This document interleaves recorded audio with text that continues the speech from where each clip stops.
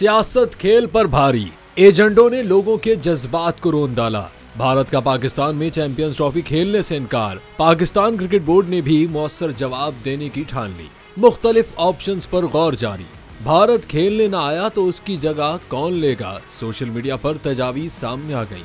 Iceland cricket के official account ने इस तनाज़े के हवाले से दिलचस्प पोल किया और तंजिया अंदाज में आने वाले टूर्नामेंट में भारत की मुतबादिल टीम का नाम जानना चाहा।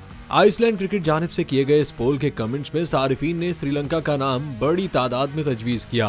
सारिफीन ने कहा कि अगर भारत पाकिस्तान आकर चैंपियंस ट्रॉफी नहीं खेल सकता तो पाकिस्तान को भी नरमी दिखाने की जरूरत नहीं है। भारत के बगैर टूर्नामेंट पाकिस्तान में मुनक्किद किया जाए और इस टूर्नामेंट का एक भी मैच पाकिस्तान से बाहर न खेला जाए।